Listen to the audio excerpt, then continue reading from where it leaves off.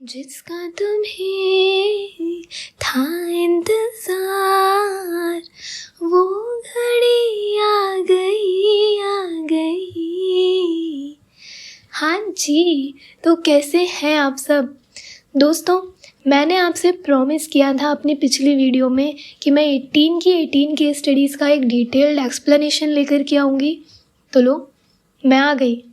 तो आज के इस वीडियो में हम सॉल्व करने वाले हैं केस स्टडी नंबर 1 को।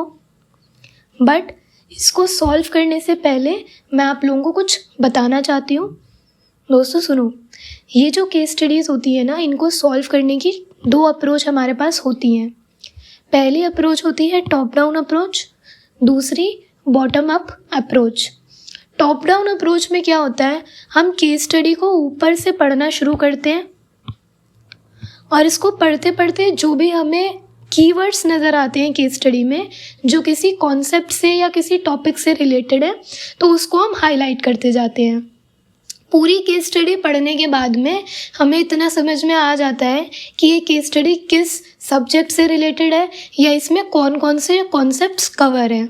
ओके, उसके बाद में हम नीचे जा कर के इनके रिक्वायर्ड पार्ट्स को देखते हैं और फिर क्वेश्चंस पढ़ के इनके आंसर देते हैं। ये होती है हमारी टॉप डाउन अप्रोच।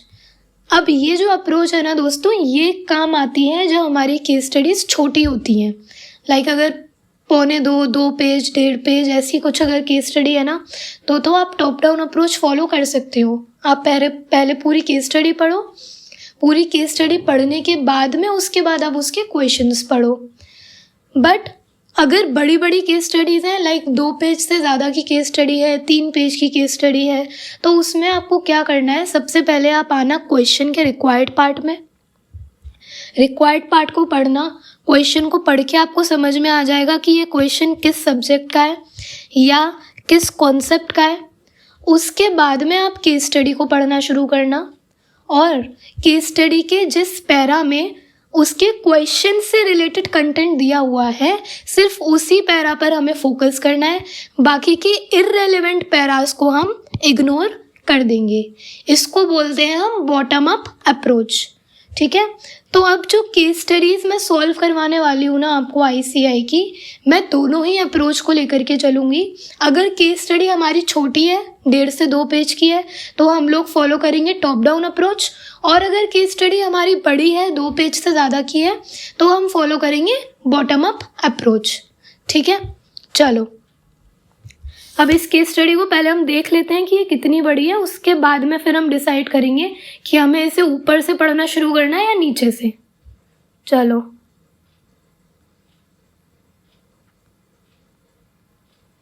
तो छोटी है ये केस स्टडी, तो लगभग 1.25 पेज की केस स्टडी है। तो चलो इसको फिर ऊपर से ही पढ़ना शुरू करते हैं। इरेज कर देती हूँ मैं ये सब आपके लिए। चलिए, CAM has a flourishing practice spanning in areas of auditing, taxation, consultancy in Chennai. His clients include many HNIs apart from corporates and non-corporates. One day, one of his HNI clients, Mr. P, called him to inquire about tweaking of certain rules. Tweaking मतलब क्या? Tweaking मतलब amendments pertaining to taxation on redemption of mutual fund investments. He had heard that redemption for certain types of mutual fund investment is now going to attract increased income tax payouts. तो दोस्तों क्या हो रहा है ना कि एक CAM है, वो बहुत बड़े वाले CA हैं और उनके क्लाइंट है मिस्टर P। तो लेट्स इमेजिन कि आप हैं वो CAM। ठीक है, क्या हो गया भाई, बस डिग्री तो मिलना बाकी है, पढ़ाई तो हमारी सब पूरी हो ही गई, आता तो हमें सब है। तो लेट्स मैनिफेस्ट कि आप CA बन चुके हो और आप हो CAM एंड आपके एक बहुत बड़े क्लाइंट मिस्टर P आपके पास आते हैं। कुछ अमेंडमेंट्स हो रहे हैं इनकम टैक्स लॉ से रिलेटेड, तो उसको लेकर के उनके कुछ डाउट्स हैं जिसके लिए वो आपके पास आ रहे हैं। ओके, चलिए जी। He had also heard news of the same on BTBC news channel but was unable to comprehend it lucidly. There was no clarity to him whether changes have been made in income tax law or any rules was framed in SEBI. Rely Consultancy, an AMFI registered mutual fund distributor through which mutual fund investments were made, was continuously forwarding messages received from AMFI to his mobile. यानी कि एक rely consultancy mutual fund distributor है, उसी के through आपके जो client हैं उन्होंने म्यूचुअल फंड में इन्वेस्टमेंट किया था. तो जो चेंजेस, जो अमेंडमेंट्स इनकम टैक्स एक्ट में आए हैं उसको लेकर के रिलाय कंसल्टेंसी भी आपके क्लाइंट को कंटिन्यूसली मैसेजेस सेंड कर रहे हैं. The messages were at the best cryptic and required investors to be in touch with their chartered accountants, tax consultants.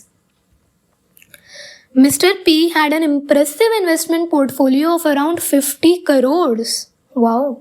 50 crore का इन्वेस्टमेंट पोर्टफोलियो है मिस्टर पी का in various mutual funds and any changes in income tax payouts pertaining to it could affect his ROI adversely.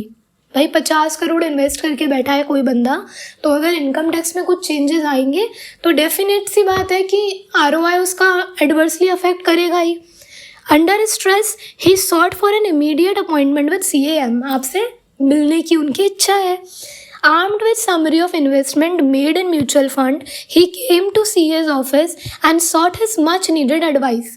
आपके पास आते हैं ना, आपकी advice मांगते हैं, और जब वो आपके पास आते हैं ना तो उन्होंने जिन भी म्यूचुअल फंड्स में इन्वेस्टमेंट किया हुआ था 31 मार्च 2023 को, उसकी एक समरी वो लेकर के आते हैं. समरी में क्या है, 4 तरीके के म्यूचुअल फंड्स हैं जिसमें उन्होंने इन्वेस्टमेंट किया हुआ है. MTL लो ड्यूरेशन फंड, इसमें उन्होंने 3 फरवरी 20 को इन्वेस्टमेंट किया था 10 करोड़ रुपए. बॉर्न इंडिया लो ड्यूरेशन फंड 12/12/2020 को इन्वेस्टमेंट किया 15 करोड़ रुपए. ABD new green energy fund 2/12/2022 को इन्वेस्टमेंट किया 15 करोड़ रुपए. SBA लाइफ आर्बिट्राज फंड 8 नवंबर 2021 को इन्वेस्टमेंट किया हुआ है 10 करोड़ रुपए का. एक बार इसका टोटल लगा करके चेक कर लो 50 करोड़ हो रहा है या नहीं. 10 और 15 25 25 25 50, ठीक है, 50 crore. Besides, he had also invested 5 lakh rupees in liquid fund. Since amount invested was small, he was not bothered about the same. छोटा सा अमाउंट था भैया, 50 करोड़ का इन्वेस्टमेंट करके बैठा है तो 5 लाख रुपए उसके लिए क्या चीज़ है, तो उसको कोई चिंता नहीं है. He also informed to CAM that funds stated at 1 and 2 are DAT fund and funds stated at 3 and 4 are equity funds. Okay, तो ये जो 2 फंड्स है ना दोस्त, ये हमारे डेट फंड है एंड ये दोनों फंड्स जो हैं ये इक्विटी फंड है. अब आ जाओ नीचे. He further informs that these debt funds have invested 30% of their proceeds in equity shares of domestic companies and equity fund have invested 70% of their proceeds in equity share of domestic companies. यानी ये वाले जो 2 date funds हैं, इन date fund ने आगे जो investment किया हुआ है 30% का इन्वेस्टमेंट इन्होंने इक्विटी फंड्स में किया है, और ये जो इक्विटी फंड्स हैं इन्होंने आगे 70% का इन्वेस्टमेंट इक्विटी फंड्स में किया हुआ है.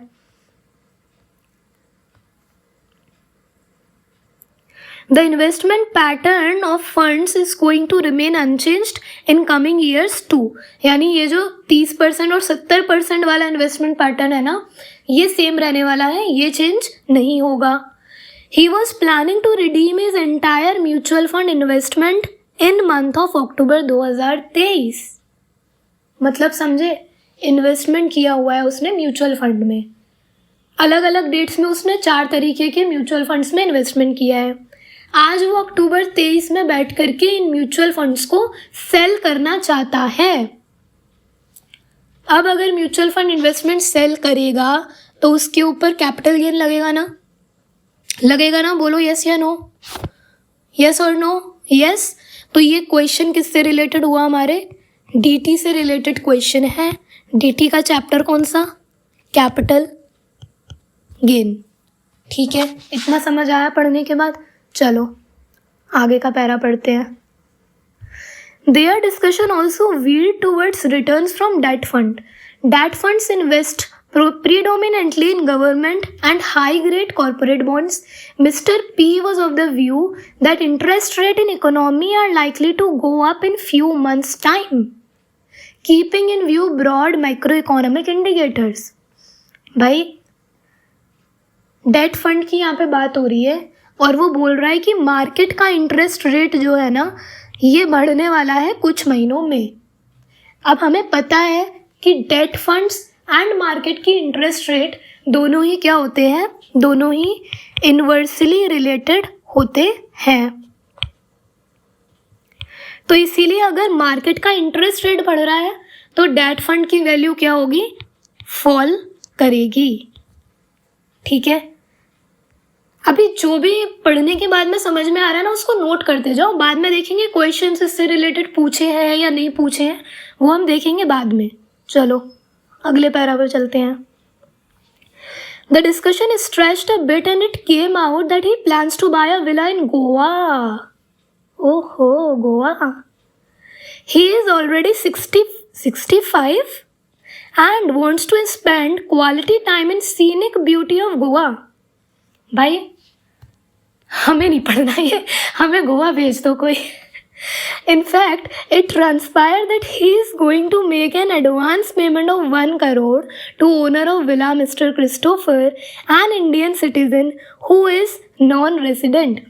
तो विला का मालिक कौन है, विला का मालिक है मिस्टर क्रिस्टोफर, और मिस्टर क्रिस्टोफर भाई साहब हमारे फिरंगी हैं, यानी कि ये एक नॉन रेसिडेंट है। ठीक है, अब जो आपके क्लाइंट हैं 65 वर्षीय पुरुष जो कि गोवा में विला खरीदने की इच्छा रखते हैं, वो मिस्टर क्रिस्टोफर को 1 करोड़ रुपए एडवांस देने वाले हैं। The non-resident owner of villa had acquired this ancestral property through registered will of his late father. Okay. तो जो फिरंगी भाई साहब हैं उनको ये प्रॉपर्टी कैसे मिली, उनके पापा की विल के थ्रू मिली। The total consideration to be paid to mister Christopher amounts to ₹5 crore. ठीक है जी। In fact, it is also one of the reason for planned redemption of mutual fund investment in current financial year. उसको गोवा में मकान खरीदना था, मकान नहीं यार, विला खरीदना था उसको गोवा में, तो इसीलिए उसने म्यूचुअल फंड को रिडीम करने के बारे में प्लान किया। He inquires from CAM regarding any precautions to be taken regarding requirement to be compliant with at the time of entering such transaction. तो जो आपका क्लाइंट है मिस्टर पी, वो आपसे पूछता है कि इस ट्रांजैक्शन में एंटर करने के लिए उसको क्या क्या लीगल रिक्वायरमेंट्स को ध्यान में रखना है। Mr. P also discusses the matter with the said Mr. Christopher over phone, who happens to be in India at that time for a short visit. He in turn also requires CAM regarding investment avenues, if any available to non-residents, like purchase of house, investment in NHAI bonds, under taxation laws to save capital gain tax, and other requirements pertaining to filing of income tax return. यानी जो mister Christopher भाई साहब है ना, वो क्या पूछ रहे हैं आपसे कि वो जब विला को सेल करेंगे एंड उनको जो कैपिटल गेन होगा, तो उस कैपिटल गेन को बचाने के लिए क्या वो कहीं पर इन्वेस्ट कर सकते हैं, क्या वो NHAI बॉन्ड्स में या किसी और घर को खरीद करके अपना कैपिटल गेन टैक्स को सेव कर सकते हैं क्या। तो ये जो डाउट है, ये डाउट किसका है, हमारे नॉन रेसिडेंट भाई साहब जो है मिस्टर क्रिस्टोफर का। ठीक है। It also transpires that India does not have any DTAA with the country of Mr. Christopher. Is a resident. तो जिस कंट्री के मिस्टर क्रिस्टोफर रेसिडेंट है उस कंट्री के साथ में इंडिया का कोई DTAA नहीं है। Mister Christopher plans to repatriate propose sale proceeds of villa to the country in which he is a resident. He does not know about the modalities of the same and inquires from CAM in this matter। यानी वो cell proceeds को अपने country ले जाना चाहते हैं, तो वो पूछ रहे हैं आपसे कि क्या वो ले जा सकते हैं, क्या कुछ लॉ वगैरह का उनको कंप्लाइंस करना है इसके लिए। ठीक है, तो भाई ये वाला जो पैरा है हमारा, ये पैरा भी हमारा कैपिटल गेन से रिलेटेड भी हो जाएगा। और दूसरा इसमें ना, क्योंकि ये प्रॉपर्टी खरीद रहा है, 1 करोड़ की प्रॉपर्टी खरीद रहा है आपका क्लाइंट मिस्टर पी, तो इसमें TDS भी काटा जा सकता है। ओके, तो ये भी DT का क्वेश्चन हो गया आपका। इसके बाद में ये भी देखो DT वाला पार्ट आ गया कैपिटल गेन का। कैपिटल गेन को सेव करने के लिए इन्वेस्टमेंट कर सकता है NHAI बॉन्ड में या नहीं कर सकता। इसके बाद में ये आया हमारा फेमा से रिलेटेड पॉइंट।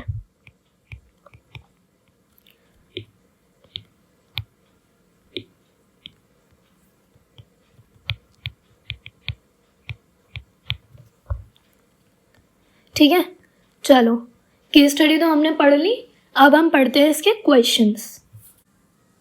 चलो, तो पहला क्वेश्चन आपकी कंप्यूटर स्क्रीन के ऊपर ये रहा। Mr. P has invested 10 crores in SPA Life Arbitrage Fund. Which of the following statement is most appropriate about arbitrage funds? तो दोस्तों देखो, आप ऊपर जाओगे ना, ये देखिए यहाँ पर आपका जो क्लाइंट है मिस्टर पी, उसने SBA लाइफ आर्बिट्राज फंड में इन्वेस्टमेंट किया हुआ है 10 करोड़ रुपए का। तो इसी के बारे में क्वेश्चन पूछा हुआ है यहाँ पर, थोड़ा थ्योरेटिकल टाइप का क्वेश्चन है। तो पहले हम समझ लेते हैं कि आर्बिट्राज फंड होता क्या है। वैसे आपने इसको अपने AFM में ज़रूर पढ़ा होगा, बट फिर भी मैं आपको एक बार समझा देती हूँ कि आर्बिट्राज फंड क्या होता है। आर्बिट्राज म्यूचुअल फंड एक तरीके का हाइब्रिड म्यूचुअल फंड होता है जिसमें लगभग 70 से 75% ऑफ द टोटल प्रोसीड्स को इक्विटी इंस्ट्रूमेंट में इन्वेस्ट किया जाता है, 15% ऑफ द प्रोसीड्स को डेट इंस्ट्रूमेंट्स में इन्वेस्ट किया जाता है और लगभग 10% ऑफ द प्रोसीड्स को लिक्विड इंस्ट्रूमेंट्स में इन्वेस्ट किया जाता है। इसीलिए आर्बिट्राज फंड का जो रिटर्न होता है वो डेट फंड के कंपैरिजन में तो ज़्यादा होता है, बट इक्विटी फंड के कंपैरिजन में कम होता है। ठीक है, अब एक दूसरी इंटरेस्टिंग बात सुनो, ये जो 70 to 75% का इन्वेस्टमेंट इक्विटी इंस्ट्रूमेंट में हो रहा है ना, ये होता है आर्बिट्राज मार्केट के थ्रू। आर्बिट्राज मार्केट का मतलब सस्ता खरीदना और महंगा बेचना। अगर एक कमोडिटी के एक ही टाइम पर 2 डिफरेंट मार्केट्स में अलग अलग प्राइस अवेलेबल हैं, तो आर्बिट्राजर क्या करेगा, जिस मार्केट में कम प्राइसेस पे कमोडिटी अवेलेबल है वहाँ से तो उस कमोडिटी को वो खरीदेगा, और जिस मार्केट में ज़्यादा प्राइस पे वो कमोडिटी अवेलेबल है उस मार्केट में ले जा करके उस कमोडिटी को सेल कर देगा। तो बैठे ठाले उसको प्राइस डिफरेंशियल के बराबर गेन हो जाता है। ठीक है, अब आर्बिट्रेज एक्टिविटी सिक्योरिटीज़ में किस तरीके से काम करती है। सिक्योरिटी में हमारे 2 मार्केट होते हैं, cash market and futures market. तो आर्बिट्राजर कैश मार्केट और फ्यूचर मार्केट दोनों में अपोजिट पोजीशंस होल्ड करता है। सपोज अगर उसने कैश मार्केट में बाय पोजीशन होल्ड करी हुई है तो फ्यूचर मार्केट में वो सेल पोजीशन होल्ड करेगा, और अगर कैश मार्केट में सेल पोजीशन होल्ड करी है तो फ्यूचर मार्केट में बाय पोजीशन होल्ड करेगा। और एक्सपायरी वाले दिन वो क्या करता है, अपनी इस इनिशियल पोजीशंस को स्क्वायर ऑफ कर देता है। स्क्वायर ऑफ मतलब काट देना। अगर कैश मार्केट में बाय पोजीशन होल्ड करी थी तो एक्सपायरी वाले दिन वो सेल कर देगा, और फ्यूचर मार्केट में अगर सेल पोजीशन होल्ड करी थी तो एक्सपायरी वाले दिन वो सेल कर देगा। और एक्सपायरी वाले दिन जो प्राइजेस होते हैं कैश मार्केट और फ्यूचर मार्केट के वो इक्वल हो जाते हैं, प्रिंसिपल ऑफ कन्वर्जेंस। ठीक है, अब एक एग्जाम्पल है, इस एग्जाम्पल से समझते हैं हम। सपोज कि आर्बिट्राजर ने कैश मार्केट में एक सिक्योरिटी बाय करी एट 120 रुपीज़। फ्यूचर्स मार्केट में उसने अपोजिट पोजीशन होल्ड करी, उसने सेल करी कमोडिटी को 200 रुपीज़ में। एक्सपायरी वाले दिन कैश मार्केट और फ्यूचर मार्केट के प्राइस हो गए equal, principle of convergence. Suppose कि वो प्राइस था 250 रुपीज़ का। अब एक्सपायरी वाले दिन आर्बिट्रेजर अपने ट्रांजैक्शन को स्क्वायर ऑफ करेगा, तो उसने कैश मार्केट में पहले अगर बाय पोजीशन होल्ड करी थी तो अब वो अपने सेल पोजीशन होल्ड करेगा और 250 रुपीज़ में वो सिक्योरिटी को सेल करेगा। फ्यूचर मार्केट में उसने सेल पोजीशन होल्ड करी थी पहले, तो अब वो बाय पोजीशन होल्ड करके 250 रुपीज़ में कमोडिटी को खरीदेगा। इसकी वजह से उसको कैश मार्केट में गेन हुआ 130 का और फ्यूचर्स मार्केट में उसे लॉस हुआ ₹50 का। ठीक है, तो नेट गेन उसका कितना आया? 80 रुपीज़ का। एक और एग्जांपल लेते हैं। कैश मार्केट में उसने खरीदा सिक्योरिटी को 120 में, फ्यूचर मार्केट में बेचा ₹200 में, लेकिन एक्सपायरी वाले दिन प्राइस हो गया 100 रुपीज़। तो इसकी वजह से उसको कैश मार्केट में तो लॉस हो गया 20 का, बट फ्यूचर मार्केट में उसे गेन हुआ ₹100 का। एंड नेट गेन अगर हम देखें तो अब भी कितना आया? ₹80। नाउ यू कैन सी कि आर्बिट्रेजर को 80 रुपीज़ से ज़्यादा का तो गेन हो ही नहीं रहा है, यानी कि उसने अपने गेन को, अपने रिटर्न को 80 रुपीज़ पर ब्लॉक कर दिया। ठीक है, 80 रुपीज़ कैसे आया? ये जो cash market and future market के प्राइजेस थे, इन दोनों प्राइजेस का डिफरेंस 80 रुपीज़ निकल करके आया। ओके, अब एक चीज़ और सुनो कि आर्बिट्रेजर ने कैश मार्केट और फ्यूचर मार्केट्स दोनों में ही अपोजिट पोजीशंस होल्ड करी हुई हैं, राइट? तो अगर उसको किसी एक मार्केट में लॉस हो रहा होगा तो दूसरे मार्केट में उसको गेन ज़रूर होगा, और इस गेन से वो अपने पहले मार्केट में हो रहे लॉस को सेट ऑफ कर देता है, जिसकी वजह से वो कभी रिस्क लेता ही नहीं है। इसीलिए जो आर्बिट्राज फंड्स होते हैं ना, इन आर्बिट्राज फंड्स का risk and volatility equity funds के कंपैरिजन में कम होती है। ठीक है, दूसरी बात और सुनो, आर्बिट्राजर जो होता है ये एक नंबर का भिखारी आदमी होता है। ये कभी अपने पैसे को इन्वेस्ट करता ही नहीं है। आज अगर इसको ये सिक्योरिटीज़ कैश मार्केट में ख़रीदनी है ना, तो ये इसके लिए मार्केट में जा कर के लोन लेगा, और ये जो लोन इसने लिया है, इस लोन पर ये इंटरेस्ट पे करेगा। ठीक है, एंड ये जो आप देख रहे हो नेट गेन इसको 80 रुपीज़ का हुआ है। इस गेन को रिसीव करने के लिए इस बंदे को 4 ट्रांजैक्शंस करने पड़े। 2 मार्केट में इसने 4 तरीके के ट्रांजैक्शन करे। यहाँ पे बाय किया, इधर सेल किया, फिर इधर सेल किया, फिर इधर बाय किया, यानी कि 80 रुपीज़ के गेन के लिए इसको 4 ट्रांजैक्शंस करने पड़े, तो 4 बार ट्रांजैक्शन कॉस्ट लगेगी। इसीलिए आर्बिट्राज फंड्स जो होते हैं इसमें एक्सपेंस रेशो जो होता है वो हमारा हाई होता है। ओके, चलो, तो बस यही बताना था मुझे आर्बिट्राज फंड के बारे में आप लोगों को। अब हम चलते हैं हमारे क्वेश्चन की तरफ, आ जाओ। चलो, such funds tend to provide better returns than equity. नहीं भाई, गलत है। अभी हमने देखा कि इक्विटी के कंपैरिजन में तो रिटर्न कम मिलता है क्योंकि रिस्क भी कम ले रहा है, और दूसरा इक्विटी का सिर्फ एक पोर्शन इसने इन्वेस्ट किया हुआ है, पूरा का पूरा इक्विटी इन्वेस्टमेंट नहीं है। तो ये ऑप्शन तो हमारा कैंसल आउट हो जाता है। सेकंड ऑप्शन आया, such funds tend to provide better returns than debt instrument. ठीक है, however they have a higher volatility in comparison to equity. नहीं भैया, ये भी गलत है। अभी हमने देखा कि वो अपोजिट पोजीशन दूसरे मार्केट में होल्ड करता है, उसकी वजह से उसका रिस्क कम होता है, तो इसीलिए ये ऑप्शन गलत है। आगे आ जाओ। Such funds tend to provide better return than debt instrument. हाँ ठीक है, however they have lower volatility in comparison to equity, ठीक है, beside they seek to capitalise on price differential between spot and future market.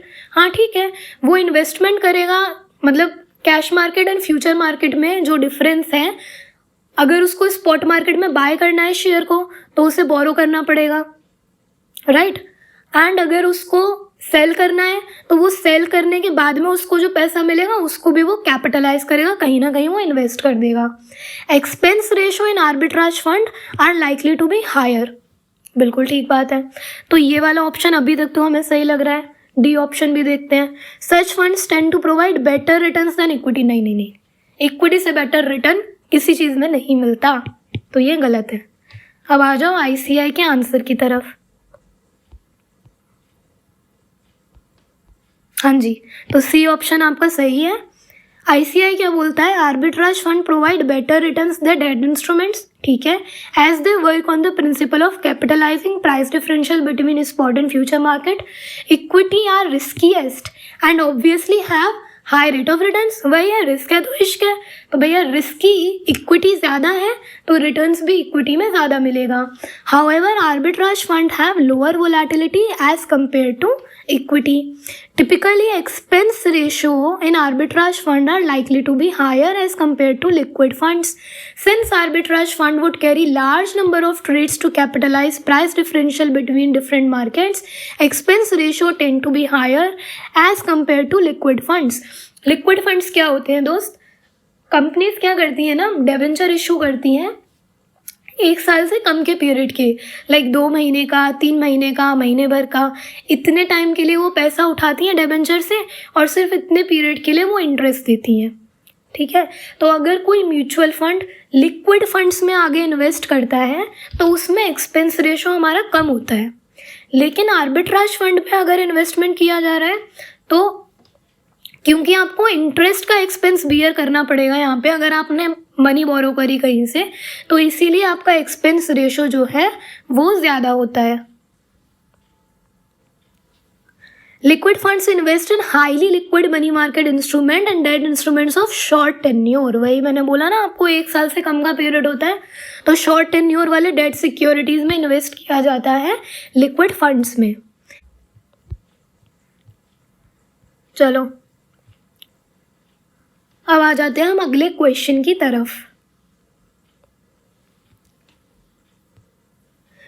Mr. P is of the view that interest rates in economy are likely to rise. What impact it would have on NAV of debt fund? भाई अभी हमने ऊपर देखा interest fund and debt fund की value में opposite inverse relationship होता है। तो अगर इंटरेस्ट रेट मार्केट का बढ़ेगा तो डेट फंड की वैल्यू गिरेगी, ठीक है।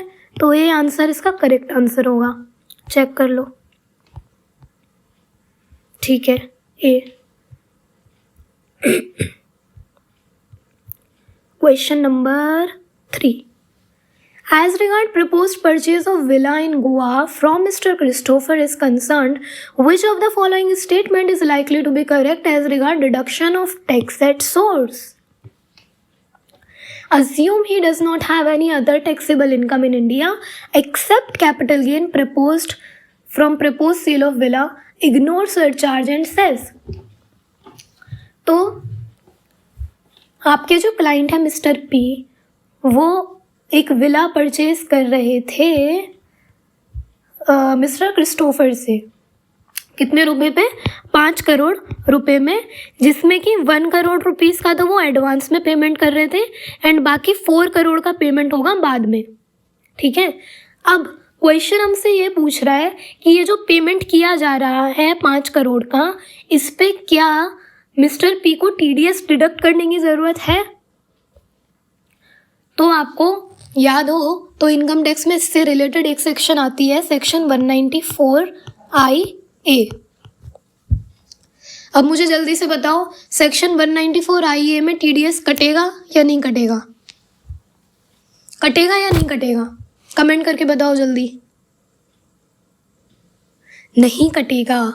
194IA में TDS इसीलिए नहीं कटेगा क्योंकि ये TDS, ये सेक्शन तब लगती है जब जो पेई होता है, पे यानी कि जिसको पेमेंट मिल रहा है वो रेसिडेंट हो, जबकि हमारे क्वेश्चन में मिस्टर क्रिस्टोफर रेसिडेंट नहीं है, इसलिए सेक्शन 194 आइए नहीं लगेगा। तो कौन सा सेक्शन लगेगा? इसमें लगेगा section 195, any payment made to non resident. ठीक है, 195 में इन्होंने TDS का रेट कितना बताया है? Rate in force. Rate in force का मतलब जो भी रेट मिस्टर क्रिस्टोफर की इनकम पर एप्लीकेबल होगा वो रेट यहाँ पर लग जाएगा, TDS उसी रेट पे हमें डिडक्ट करना है। ठीक है, लेकिन यहाँ पर एक बेनिफिट और दिया जाता है नॉन रेसिडेंट को। वो क्या? अगर नॉन रेसिडेंट को जो पेमेंट मिल रहा है वो ज़्यादा है एंड उस पेमेंट के मिलने से उसकी जो इनकम हो रही है वो कम हो रही है, यानी कि नॉन रेसिडेंट को कुछ पेमेंट मिला, उस पेमेंट की वजह से उसकी कोई इनकम जनरेट हो रही है, लेकिन जो इनकम का पोर्शन है, जो टैक्सेबल इनकम है, वो पेमेंट मिलने के कंपैरिजन में कम है। Like in our example, mister Christopher को 5 करोड़ रुपीस का पेमेंट मिलेगा उस प्रॉपर्टी के लिए, विला के लिए, लेकिन क्या उसका कैपिटल गेन पूरे 5 करोड़ के ऊपर एप्लीकेबल होगा? कैपिटल गेन उसका 5 करोड़ का थोड़े बैठेगा, उसमें से इंडेक्स कॉस्ट ऑफ एक्विजिशन वगैरह भी तो घटेगा ना, तो उसकी जो कैपिटल गेन निकल करके आएगी वो तो 5 करोड़ से कम निकल करके आएगी। ठीक है, तो यहाँ पर नॉन रेसिडेंट को क्या बेनिफिट दिया गया कि वो चाहे तो असेसिंग ऑफिसर के पास एक एप्लीकेशन फाइल कर सकता है कि आप मेरी इनकम को डिटरमाइन करो, आप मेरी इनकम को डिटरमाइन करो एंड फिर असेसिंग ऑफिसर जो इनकम डिटरमाइन करेगा उसी इनकम पर पेयर को टैक्स डिडक्ट करना है। ठीक है, चलो अब हम इसके ऑप्शंस पढ़ लेते हैं एक बार। Mister P is required to obtain 10, TDS is required to be deducted at the rate of 1%। नहीं भैया, 1% नहीं। अच्छा, रेट इन फोर्स क्या मानी जाएगी इस सेक्शन के लिए? जो इमूवेबल प्रॉपर्टी सेल हो रही है उसके लिए क्या कोई स्पेशल रेट डिफाइंड है नॉन रेसिडेंट के लिए? नहीं है, तो इसीलिए रेट इन फोर्स कितनी मानी जाएगी? 20%। ठीक है, चलो, तो ऑप्शन नंबर 1 में TDS का रेट 1% बताया हुआ है, इसीलिए ऑप्शन नंबर 1 हमारा गलत हो गया। ऑप्शन नंबर 2 पर आते हैं। It is not mandatory for mister P to obtain 10। नहीं यार, ये गलत है। 10 नंबर ऑब्टेन करना मैंडेटरी नहीं होता है सेक्शन नंबर 194 IA में, लेकिन 195 में मैंडेटरी होता है, तो ये ऑप्शन हमारा गलत हो गया। Option number C, it is not mandatory for mister P to obtain 10, ये भी गलत।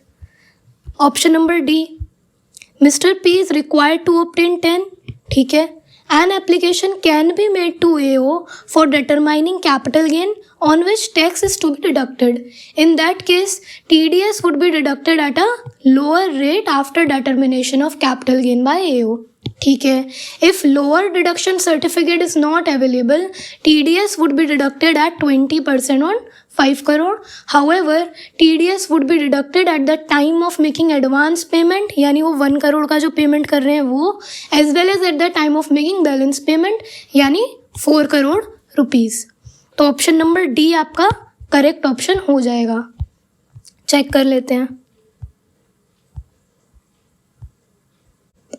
ठीक है, ऑप्शन नंबर D। आगे आ जाओ क्वेश्चन नंबर 4 पे।